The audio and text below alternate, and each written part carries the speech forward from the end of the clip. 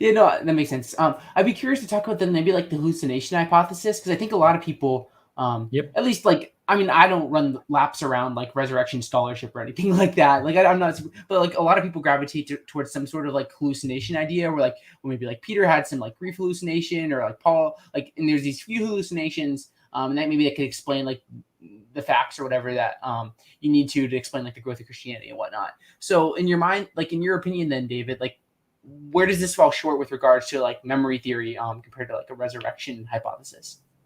Yeah, got you. And I do think that's probably one of the more popular naturalistic theories out there. So yeah, it's definitely worth being aware of.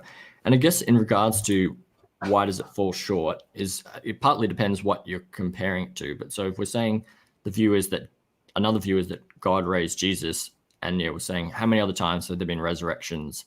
And you may actually say none, but depending on how you define resurrection, there has been other resuscitations in the New Testament.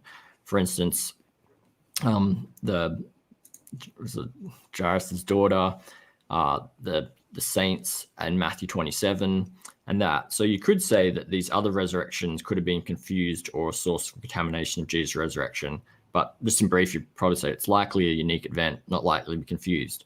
So with studies on hallucinations, basically you find that they're not all that uncommon and that people do have them, and such that and defining hallucination can basically be any sort of false sense that didn't actually happen. So I mean, the most common one would be, if you ever thought, oh, my phone just vibrated, I got a message, you look at your phone and you're like, oh, there's nothing there. So that's technically like defined as that'd be a hallucination.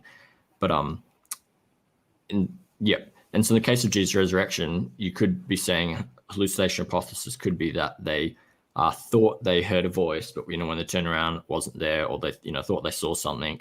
Of course, the gospel accounts have Jesus' resurrection appearances occurring in multiple modes of senses, like they both see, hear, touch, and stuff like that, which hallucinations like that do happen, but they're rarer. But anyway, the point would be is that hallucinations are not all that uncommon, such that in general, then someone who has experienced them could, in theory, have had other experiences and accounts, and then so it is more possible that they might confuse one or the other.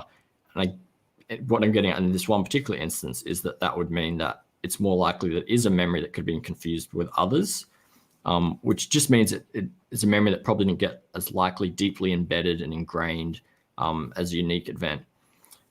An illustration, I guess, for this is like, it's very sad. We're remembering 20 years of September 11th.